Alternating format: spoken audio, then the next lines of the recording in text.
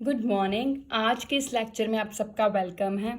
आज हम उसी अरिथमेटिक प्रोग्रेशन के चैप्टर को आगे कंटिन्यू करेंगे, जिसमें मैं टीएन फार्मूले से रिलेटेड और क्वेश्चंस लेके आई हूँ। ये आपकी 5.2 एक्सरसाइज में है। कहता पहला क्वेश्चन है, an AP consist of 50 terms which third term is 12 and last term is 106, find the 29th term. कहता एक एपी है जिसमें कुल कितनी रकमें हैं 50, और जिसमें से तीसरी रकम क्या दी है 12 एंड लास्ट टर्म क्या दी है 106।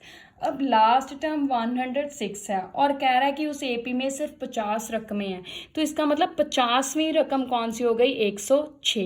कहता फाइंड द 29th टर्म। अब आप देख रहे हो कि इस क्वेश्चन में हमें ना तो ए दिया ना ही डी, क्योंकि अगर ए और डी दिए हों ये दो चीज़ें तो हम सारी एपी पता कर सकते हैं, पर अब हमें इसमें ना कोई सीरीज दी है ना ही ए और डी दिया है, तो हमें ए और डी पता करना पड़ेगा पहले खुद। कैसे? अब वो कहता है थर्ड टर्म क्या है 12 है, तो हमें पता है स्टैंडर्ड में से कि थर्ड टर्म क्या होती है T3 क्या होती है A+2D होती है। ठीक है, वैसे भी आप फॉर्मूला अगर देखो Tn बराबर A+n-1 इंटू डी है, तो उसमें अगर हम n को 3 भरें, थर्ड टर्म चाहिए ना, टर्म से पहले 3 है तो n को अगर 3 भरूँ तो ये बन गया। अब T3 कितना दिया है 12, ए हमें नहीं दिया वैसे का वैसे, +2D भी वैसे का वैसे, ये एक स्टेटमेंट आ गई। अब कहता है लास्ट टर्म, तो लास्ट टर्म मतलब 50वीं रकम, तो T50 कितनी दी है हमें, वो कितना होगा A+n को 50 भरा तो कितना आ गया 49D। ठीक है, अब ये कितना दिया हमें 106 बराबर A+49D, ये आ गया मेरे पास। अब आप देखो मेरे पास ये दो रकमें आ गई। ठीक है, अब अगर आपको याद हो quadratic equations, pair of linear equations में हमने कई मेथड किए थे। एक तो किया था हमने सब्स्टिट्यूशन मेथड इनको सॉल्व करने का, एक हमने किया था क्रॉस मल्टीप्लाई मेथड किया था ना, एक ग्राफी मेथड भी किया था, ग्राफिकल मेथड, एक एलिमिनेशन मेथड भी किया था। ये 4 मेथड किए थे हमने इन लीनियर इक्वेशंस को सॉल्व करने के। आप उन मेथड में से कोई भी यूज़ करके ए और डी के वैल्यूज़ निकाल सकते हैं। मैं एलिमिनेशन मेथड लगाने लगी हूँ। क्या था उसमें, ये था मेरे पास 12, एक है मेरे पास रकम A+49D बराबर 106, और एक है मेरे पास A+2D बराबर 12, ही है ना। तो अब हम एलिमिनेशन मेथड में हमने क्या किया था कि किसी भी एक वेरिएबल के कोफिशिएंट्स सेम करनी है, चाहे वहाँ पे XY होता था, यहाँ पे हमारे पास A और D है, तो A के आप देखोगे सेम है तो मुझे करने की ज़रूरत ही नहीं। दूसरा काम क्या था मेरा कि नीचे वाली रकम के साइन बदलने, यहाँ पे प्लस है माइनस, यहाँ पे प्लस है तो माइनस, यहाँ पे प्लस है तो माइनस, अब ये कैंसिल हो गए। अब 49 का निशान +2 का माइनस, अलग अलग निशान है माइनस किए, 47D वैसे का वैसे, 106 में से 12 आ गए, कितना आ गया 94, 47 नीचे गया दूसरी तरफ, तो 94 को 47 के टेबल पे कट किया, आंसर कितना आ गया 2, तो डी कितना आ गया 2 आ गया। अब डी को इन दोनों में किसी एक में भर सकते हैं, तो मैं A+2D बराबर 12 में भरने लगी हूँ। A+2 इंटू डी कितना है मेरे पास 2 है, तो 2 बराबर 12, A+4 बराबर 12, 4 दूसरी तरफ गया तो उसका निशान बदल जाएगा, 12 4 अलग अलग निशान है, माइनस के कितना आ गया 8। अब मेरे पास A 8 आ गया, D 2 है, तो अल्टीमेटली मैंने पता क्या करना है 29th टर्म। ठीक है, तो n कितना, अब टर्म के आगे 29 है तो इसका मतलब n कितना भरना है 29। फॉर्मूला क्या है Tn बराबर A+n-1 इंटू डी, या अगर सिंपल भी लिखें तो हमें पता है क्या आ जाएगा 8+29-1 इंटू डी कितना है 2, 8+29 में से 1 गए 28 इंटू 2, तो 8+28 2 का 56, 8 एक सेम साइन है तो ऐड के कितना आ गया 64। तो इसका मतलब अब मेरे पास 29th टर्म कितनी आ गई 64, यही पता करना था। तो ये क्वेश्चंस लॉन्ग में इम्पॉर्टेंट है, जब हमें ना ए दी है ना डी दी है, फिर भी हमें एक टर्म पता करने को कहा हुआ है। तो पहले हमने स्टेटमेंट के अकॉर्डिंग दो लीनियर इक्वेशंस बनाई ए और डी में, फिर उसको सॉल्व किया इनमें से कोई भी मेथड लगाकर, फिर हमारे पास ए और डी आ गए, तो हमने जो एक्चुअल में उसने चीज़ पूछी है वो पता किया। ठीक है, इसी तरह का एक और क्वेश्चन है मेरे पास, कहता है the 17th term of an AP exceeds its 10th term by 7। कहता है 17th टर्म, अब 17th टर्म मतलब T17 किससे आगे बढ़ गई, 10th टर्म से। कितनी आगे बढ़ गई, 7। तो अगर मान लीजिए मेरे पास तकड़ी है, तकड़ी में दोनों पासे एक तरफ T17th टर्म है, एक तरफ 10 टर्म है, तो दोनों बराबर हिस्से नहीं हैं। अगर बराबर करने हैं मुझे तकड़ी के, तो वो कहता कि कैसे बराबर होगे कि 17 टर्म कैसे है, 10वीं रकम से 7 ज़्यादा है। तो इसका मतलब 7 मैं अगर 10वीं रकम की तरफ जोड़ूं तभी दोनों हिस्से पलड़े बराबर होंगे ना।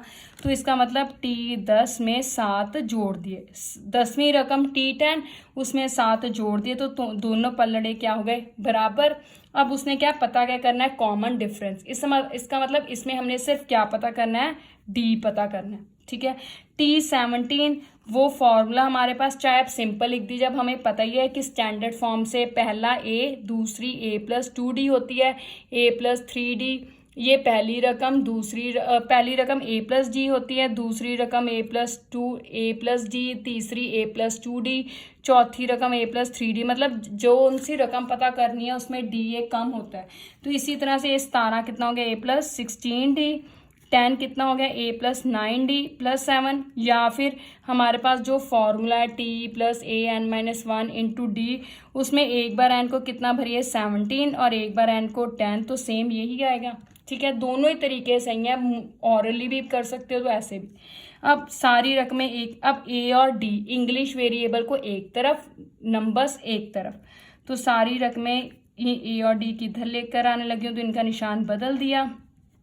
अब ये दोनों अलग अलग निशान है, माइनस किए तो 1 में से 1 गए 0, तो ये तो कैंसिल हो गए। 16 और 9 अलग अलग निशान है, माइनस के कितना है 7, D वैसे का वैसे बराबर 7। अब 7 नीचे गया तो D कितना गया, 7/7 के टेबल पे कम किया तो आंसर कितना गया, D = 1। तो ये कॉमन डिफरेंस ही पता करना था तो वो आ गया। कई बार हमें क्वेश्चन के स्टेटमेंट देखने में लगते हैं बहुत बड़ी है, पर एक्चुअल में उसका सोल्यूशन जो होता है बहुत छोटा होता है, ठीक है। अब अगला क्वेश्चन है, which term of AP will be 132 more than it's 54th term. कहता है इस AP की कौन सी रकम है जो 54th टर्म से 132 ज़्यादा है। तो पहले हम क्या करेंगे, इस AP की, अब पहले हम क्या करेंगे, 54 टर्म पता करेंगे, उससे 132 ज़्यादा, तो जो आंसर आएगा वो उसमें 132 ऐड करूंगी, फिर वो रकम पता करेंगे कि इसमें कितने नंबर पे है, ठीक है। तो ये जो हमने पिछले लेक्चर में कुछ क्वेश्चंस किए और अभी किए हैं उनका मिक्सचर है। तो स्टेप बाय स्टेप करते हैं। पहले ये 54th टर्म है, इसके लिए हमारे पास क्या दिया है, 3, 15, 27 AP दी है। अब इसमें A कितना है, मेरे पास 3 है, D कितना है, 15 - 3 कितना है, 12, ठीक है। अब मुझे 54th टर्म पता करनी है, तो TN = A+N-1 इंटू D, ठीक है। अब n को कितना भरूंगी मैं, 54, क्योंकि टर्म से पहले 54 है, तो T54 = 3 + 54 - 1 इंटू 12, ये आ गया। तो आगे क्या आता है मेरे पास, आगे आया मेरे पास T54 = 3 + 54 में से 1 गए 53 इंटू 12। अब 53 को 12 से मल्टीप्लाई कीजिए तो कितना आ गया, 53 को 2 3 का 6, 2 5 का 10, 1 3 = 3, 1 5 = 5, 6 3 636 आ गया। अब इसमें 3 ऐड किया तो कितना आ गया, 639, ये आ गया। अब 54th टर्म मेरी ये आ गई। अब उसमें कितने ज़्यादा, उसने कहा कि इस AP की कौन सी रकम 132 ज़्यादा है इस रकम से। अब 54 रकम पता कर ली, अब उसमें 132 ऐड किए तो कितना आ गया, 639 + 132 ऐड करेंगे तो ये 639 में 132 ऐड करें, 9 2 11, 3 और 3 6 7, 771 आ गए, ठीक है। अब हमने ये देखना है कि ये जो 771 आए हैं ये इसमें कितने नंबर पे हैं, ठीक है। तो ऐसा क्वेश्चन हमने पिछले में किया था, तो अब हमने देखना है TN मेरे पास क्या आ गया, 771, तो N हमने पता करना है। ये मेरे पास है 3, D मेरे पास है 12, ठीक है। तो TN = A+N-1 into D, TN 771, 3 plus n पता करना है, डी है 12। अब 3 दूसरी तरफ गया तो उसका निशान बदल दूंगी, n माइनस 1 इंटू 12, ये आ गया मेरे पास 368, 12 नीचे गया और 768 को 12 से डिवाइड किया तो कितना आ गया देखते हैं। इसको 12 से डिवाइड किया, 12 6 जा 72, 48 बचा, 12 4 जा 48 तो 64 आ गया। 1 इधर गया तो निशान बदल गया तो आंसर कितना आ गया 65। मतलब इस AP की जो 65th टर्म है वो 54th से 132 ज़्यादा है। तो यही पता करना था हमने, तो हो गया, है ना इजी। मतलब क्वेश्चंस में अल्टीमेटली हमें ए डी और रकमें ही पता करनी है, बस जो क्वेश्चन की फॉर्म है वो डिफरेंट तरीके से दी हुई है। अब एक क्वेश्चन है वो आपके लिए होमवर्क है और उसको थोड़ा सा हिंट मैं आपको दूंगी। क्या क्वेश्चन क्या है, the sum of 4th and 8th terms of an AP is 24 and sum of 6th and 10th terms is 44. Find first three terms of AP. ये क्वेश्चन कहता sum of 4th and 8th terms, किसी AP की चौथी और 8वीं term को जोड़कर कितना आंसर आता है 24।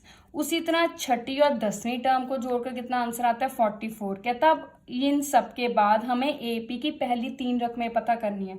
तब उसमें ना तो हमें A दिया ना ही D दिया है, मतलब AD को पता करने के लिए ये कंडीशनें दी हैं। ठीक है, तो जैसे हमने पहला क्वेश्चन किया था इसी तरह हम 1-2 स्टेटमेंट्स बना लेंगे, फिर उनको इनमें से किसी मेथड से सॉल्व करेंगे, A और D आ जाएगा तो फिर हम पहली 3 रकमें पता कर लेंगे। तो चलिए अब मैं आपको हिंट देती हूँ। 4th टर्म क्या है मेरे पास, ठीक है, T4 प्लस T8 बराबर कितना है, सम है ना, तो सम का मतलब प्लस 24। और T4 चौथी रकम क्या होती है A प्लस 3D, 8वीं रकम A प्लस 7D बराबर 24।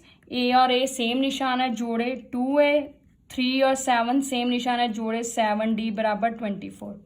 अब चाहे तो आप इसी तरह सॉल्व कर लीजिए, चाहे देखिए इसका हर जो नंबर है 2 से डिवाइड होता है ना, तो हम 2 से डिवाइड करके भी लिख सकते हैं।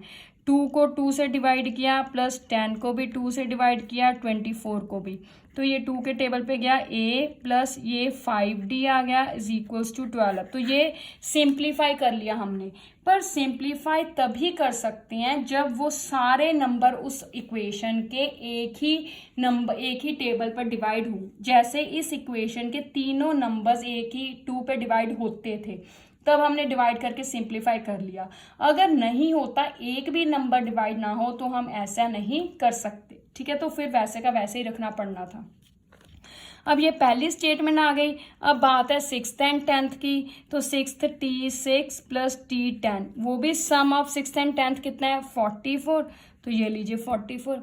6th कितना है A plus 5D plus A plus 9D बराबर 44। उसी तरह सेम निशान है तो ऐड किया 2A, 5 और 9 को ऐड किया 14D 44। अब ये भी दोनों 2 के टेबल पे डिवाइड हो रहे हैं, तो डिवाइड किया कितना आ गया A प्लस 7D बराबर 22, 2 के टेबल पे डिवाइड किया। अब ये और ये इन दो लीनियर इक्वेशंस आ गई, इनको आप क्रॉस मल्टीप्लाई, एलिमिनेशन, इन ग्राफिकल, इनमें से कोई भी मेथड से, या जो हमने एलिमिनेशन मेथड लगाया इसमें, उसकी हेल्प से सॉल्व कीजिए। A और D को आप फाइंड आउट कर लीजिए। ठीक है, उसके बाद पहली 3 रकमें तो आपको आती हैं। फर्स्ट 3 टर्म्स कौन सी होती हैं आपको पता भी है, फिर भी एक तो A ही होती है, वो तो आ ही जाएगा। दूसरी टर्म होती है A प्लस D, तीसरी होती है A प्लस 2D, यही होते हैं, तो इसमें भर के आंसर आ जाएगा। तो देखा आपने कि क्वेश्चंस में अल्टीमेटली हमने A और D ही पता करनी है, बस TN के फॉर्मूले की हेल्प से, पर क्वेश्चन की जो फॉर्म है वो डिफरेंट है। ठीक है, और भी इस तरह के क्वेश्चंस आपकी 5.2 एक्सरसाइज में आपने प्रैक्टिस करनी है। Thank you, have a nice day.